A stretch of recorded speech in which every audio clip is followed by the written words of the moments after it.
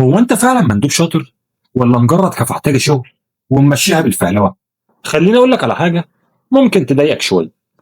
انت ممكن تكون بتنزل السوق من الصبح وتلف طول اليوم وتعمل لك 20 30 زياره وتكلم عملاء وتعمل تقارير وترجع اخر اليوم مهدود، وفي الاخر مديرك يقول لك انت مقصر وهو عنده حق، وانت من جواك تقول مقصر ازاي؟ ده انا محطان طول اليوم في السوق، ده الراجل ده ظالم. وهنا بقى يجي السؤال الحقيقي، هو المدير فعلا ظالم ولا ممكن تكون انت فعلا بتشتغل كتير بس ما بتعملش الشغل اللي يظهر نتيجة؟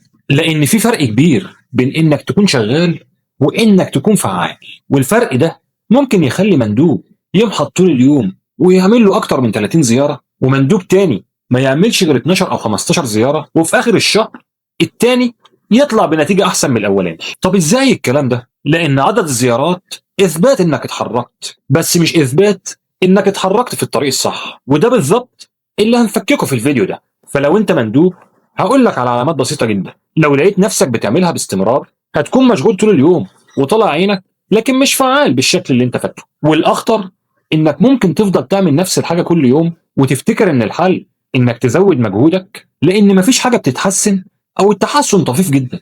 بس الحقيقة ان تزويد المجهود اكبر كذبة، لان الحل الحقيقي انك تغير طريقة استخدام مجهودك. وده اول فرق لازم تفهمه قبل ما تحكم على المندوب ده مندوب شاطر ولا مندوب مقصر. طيب الاول كده، يعني ايه اصلا مندوب مشغول ومندوب فعال؟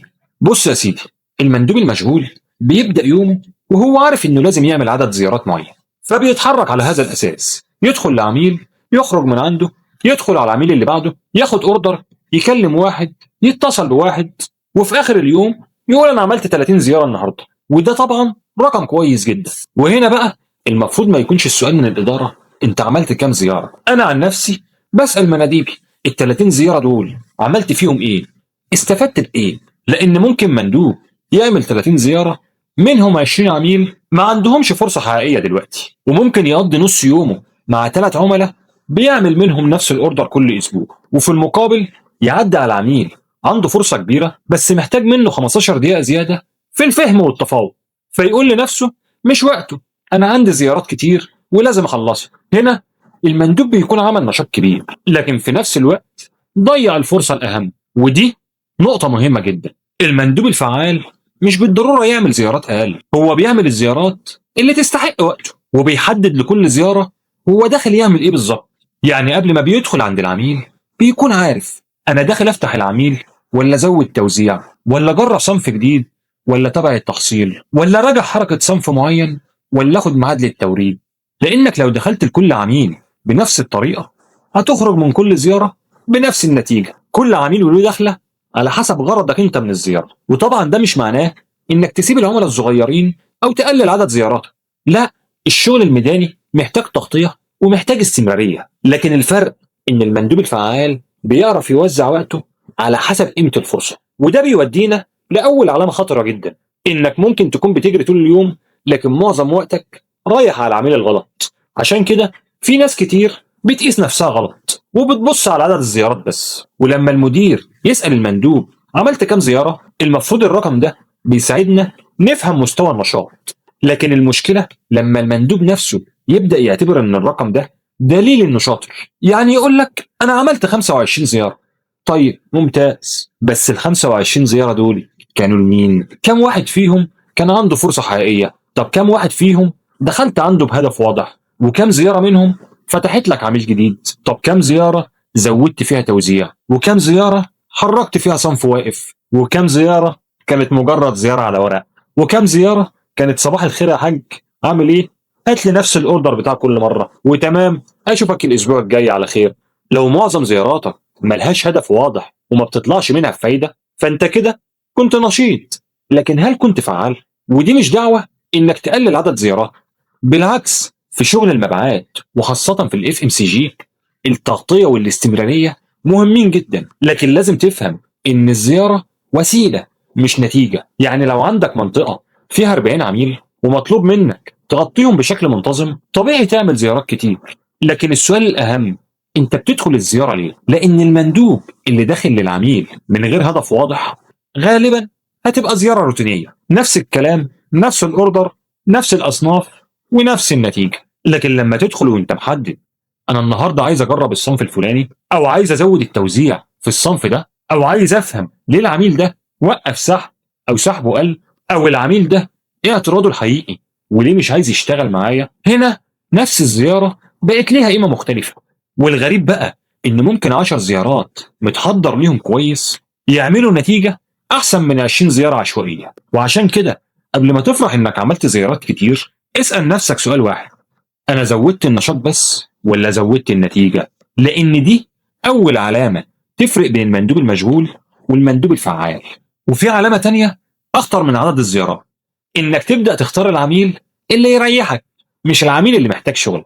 ودي بتحصل كتير من غير ما المندوب ياخد باله. تلاقي مثلا عندك عميل متعود يطلب منك نفس الاصناف كل اسبوع وبيخلص الزياره في الدقيقتين، وعندك عميل تاني ممكن تشرح له صنف جديد، او تغير له التشكيله اللي بياخدها، او تفهم ليه السحب عنده ضعيف، وممكن تخرج منه من غير اوردر اصلا.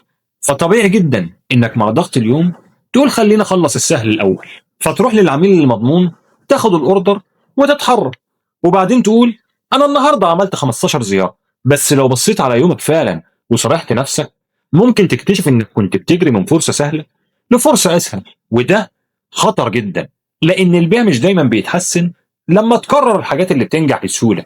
احيانا محتاج تقف شويه وتسال انا ليه بروح للعميل ده كل مره؟ هل لانه اهم عميل فعلا ولا لانه اسهل عميل؟ ومش معنى كده انك تهمل العملاء السهلين، لا، لكن لازم يكون عندك وقت للفرص اللي محتاجه شغل. ولو كل زياره بتروح للحاجات المضمونه هتفضل مشغول جدا، لكن مش هتتطور ونموك هيقف. وده بياخدنا لعلامه تانية اخطر: انك ممكن تكون بتبيع كتير وبرضه بتكون بتشتغل ضد مصلحتك من غير ما تحس. ودي من الحاجات اللي ممكن تخليك تحس انك شاطر جدا، لانك اخر اليوم بتبص على الاوردرات وتقول لنفسك انا بعت النهارده كويس جدا. بس استنى، انت بعت ايه؟ لان مش كل بيع بيعمل نفس القيمه للمنطقه، ولا نفس القيمه للشركه، ولا بالضروره نفس القيمه ليك كمندوب. ممكن تكون بتبيع طول اليوم الاصناف اللي العميل بيطلبها منك من غير مجهود، لكن الاصناف اللي محتاجه مجهود وتوزيع ومتابعه ما بتقربش منه. ليه؟ لانها هتاخد منك وقت اكتر.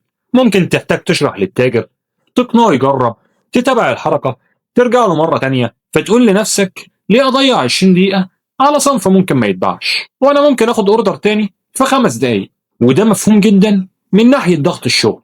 لكن لو فضلت تعمل كده طول الوقت هتتحول لمندوب شاطر في الحفاظ على الموجود، مش في تطوير المنطقه. لان شغلك مش انك تاخد الاوردر وخلاص، شغلك انك تعرف ايه اللي بيتباع وايه اللي المفروض يتباع وما بيتباعش، وايه اللي ناقص عند العميل، وايه الفرصه اللي لو اشتغلت عليها النهارده ممكن تعمل فرق معاك بعد شهر.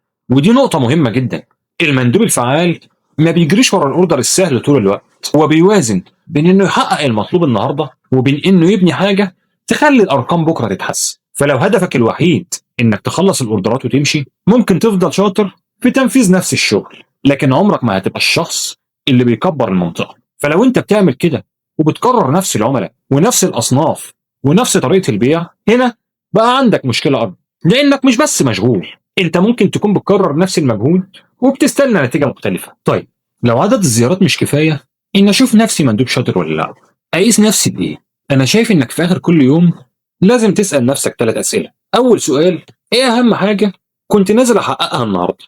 وهل حققتها ولا لا؟ مش عملت كام زياره، لا، انا كان عندي هدف ايه؟ فتح عميل جديد، زياده توزيع، تحريك صنف، تحصيل، حل مشكله عند عميل.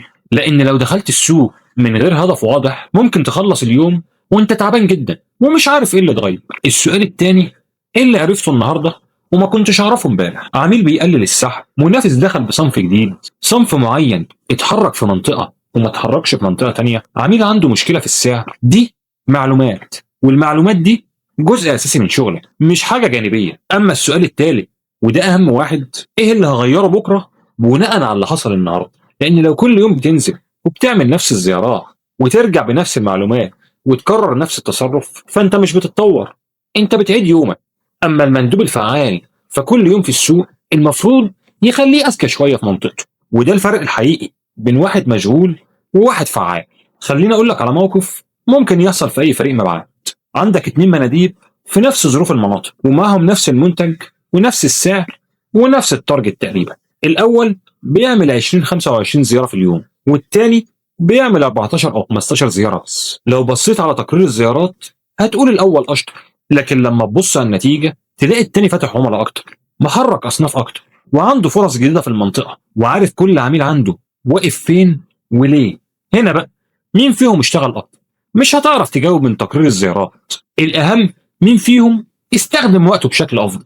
هنا تقدر تجاوب، وده سبب ان تقييم المندوب ما ينفعش من رقم واحد.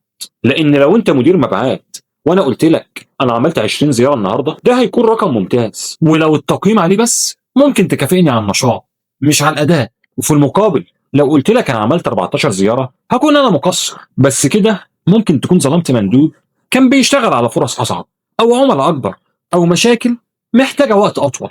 وده مش معناه ان الارقام مش مهمه، بالعكس الارقام مهمه جدا، لكن لازم نفهم الرقم بيقول لنا ايه وما بيقول لناش ايه. عدد الزيارات بيقول انت قد ايه نشيط في السوق، لكن المبيعات والتوزيع والتحصيل ونمو العملاء بتقول لنا ايه اللي النشاط ده عمله. ودي نقطه لو فهمتها كمندوب هتفرق معاك جدا، لان لما مديرك بيقول لك انت مقصر، بدل ما ترد تلقائيا وتقول بس انا تعبت وبلف طول اليوم، خليه يحدد لك مقصر في ايه بالظبط.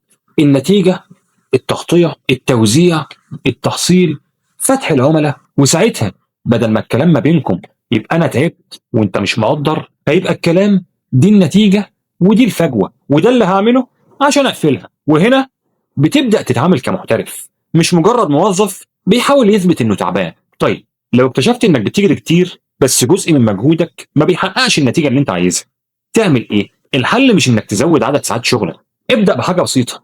قبل ما تنزل السوق حدد اهم 3 حاجات لازم تحققهم النهارده، مش 10 اهداف، 3 بس. مثلا عميل جديد لازم تفتحه النهارده، صنف معين لازم تزود توزيعه، عميل معين لازم تفهم سحبه قل ليه. وبعد كده رتب زياراتك حسب اهميه الفرص دي. مش معنى كده انك هتسيب بقيه العملاء، لكن ما تخليش العميل السهل ياخد منك الوقت اللي المفروض تديه الفرصه اهم. واثناء الزياره ادخل بهدف واحد واضح، وما تخرجش منها لمجرد انك اخدت اوردر. اسال نفسك ايه اللي اتغير بسبب الزياره دي. حتى لو مفيش اوردر، ممكن تكون عرفت ان المشكله في السعر، او عرفت ان العميل عنده مخزون كبير، او اكتشفت ان الصنف ده اصلا مش مناسب لطبيعه المحل. دي كلها معلومات هتغير قرارك في الزياره الجايه. وفي اخر اليوم بدل ما تفتح التقرير وتقول انا عملت 20 زياره، اكتب 3 حاجات: ايه اللي حققته، ايه اللي اكتشفته، وايه اللي هغيره بكره. لو بدات تعمل ده باستمرار هتلاقي حاجه مهمه جدا بتحصل. هتبدا تعرف منطقتك اكتر، وتعرف عملائك اكتر، وتعرف وقتك بيروح فين. وساعتها عدد الزيارات هيبقى مجرد اداه مش الهدف نفسه، لان المندوب المحترف ما بيعملش اكتر شغل. وفي الاخر لو انت مندوب وبتقول انا بشتغل طول اليوم ومديري مش مقدر ده، انا مش هقول لك انت غلط، ومش هقول لك مديرك غلط، لكن هقول لك حاجه اهم: ما تخليش تعبك هو الدليل الوحيد اللي بتستخدمه عشان تثبت انك شاطر. لان السوق مش هيكافئك عشان تعبت، السوق هيكافئك على القيمه اللي قدرت تعملها من تعبك ومجهودك. ومديرك كمان المفروض ما يقيس بعدد الزيارات بس، بيقيس بايه اللي انت حققته، طورت ايه، فتحت ايه، حركت ايه، وحليت ايه. ولو انت فعلا بتعمل كل ده يبقى عندك ارقام ونتائج تتكلم عنها، ومش محتاج تدخل كل مره في جدال انا تعبت. واقوى جمله ممكن تقولها لمديرك مش انا اشتغلت كتير، لكن تقول له دي كانت مشكلتي وده اللي انا عملته ودي النتيجه اللي انا وصلت لها. كده انت مش بتدافع عن نفسك، انت بتتكلم بلغه المبيعات. وعشان كده لو عايز تعرف انت مندوب شاطر فعلا ولا مجرد مندوب محطان، بص على اللي بيتغير بسبب شغلك، مش بس على قد انت بتتعب ولا لا. ولو الفيديو ده لمس حاجه بتحصل معاك في شغلك، اكتب لي في التعليقات انت شايف المشكله غالبا في المندوب ولا في طريقه المدير اللي بيقيس اداؤه بيها. خلينا نشوف راي المناديب والمديرين في الموضوع ده، لان في الاخر ممكن تكون شغال طول اليوم ومديرك برضه يكون عنده حق لما يقول لك انت مقصر.